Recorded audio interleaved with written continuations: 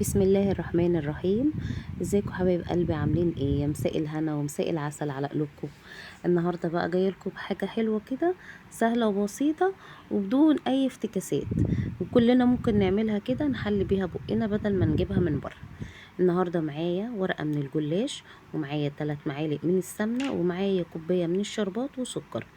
اول حاجه انا هدهن الصينيه بتاعتي سمنه، تمام.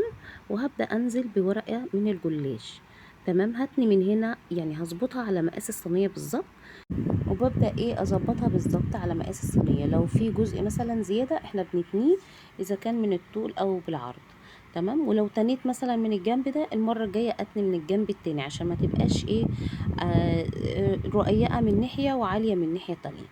وما بين طبعا كل 2 أو 3 انا بحط من معلقه من السمنه، معلقه من السمنه اللي انا مسيحاها زي ما احنا شايفين كده اهو مع بعض، تمام. انا دي الوصفه بتاعتي، انا بعمل جلاش ساده عادي خالص. طبعا هوريه كذا طريقه، بس انا قلت اول مره اعمل لكم الجلاش الساده تجربوها وتشوفوها. الوصفه بتاعتها سهله، ومره نعملها بالمكسرات ومره نعملها طبعا بالكريمه والقشطه، تبقى تحفه قوي.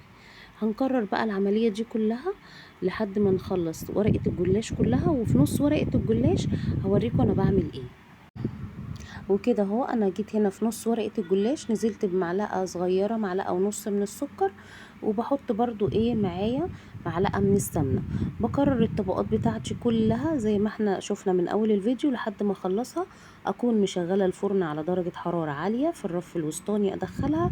ومقادير الشربات، بعمل كوباية ونص من المية على كوباية من السكر يغلوا. انا مش عايزة الشربات يكون تقيل قوي، اعصر عليه يعني اقل من نص ليمونه، وكيس من الفانيليا.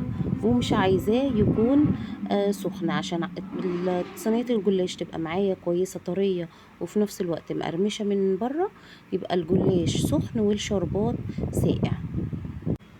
وكده كنت خلصت كل الطبقات معايا. حطيتوا لايك ولا ايه؟ ولا نسيتوني وسرحتوا مع الجلاش؟ كده بقى بقطع معايا الجلاش بتاعي، تمام. اللايك والاشتراك بقى عشان نوصل لكل الفيديوهات واكبر بيكم ان شاء الله وبدعمكم ليا. ونبدأ نقطعه ونخلصه ونحط عليه السمنة من فوق. يا رب تكون الوصفة ديت عجبتكم وتكون سهلة، جربوها هتعجبكم قوي. كده انا بس بقى الشربات بتاعي، الجلاش سوري بتاعي سمنة خالص من فوق من الوش خالص بعد ما خلصته، تمام. هندخلها الفرن بقى، وبعد ما تطلع هنشوف شكلها عامل ازاي. وكده يا حبايب قلبي صينية الجلاش كانت طلعت معايا من الفرن. ايه رأيكم بقى في شكلها؟ مقرمشة كده بقى ومورقة من جوه، تحفة.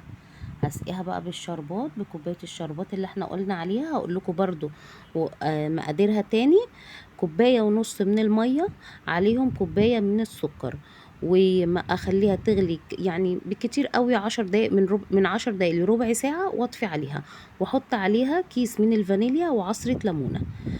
تبقى بقى اهم حاجه عندي الشربات يبقى بارد، والجلاش سخن عشان تبقى مقرمشه من بره وطريه من جوه.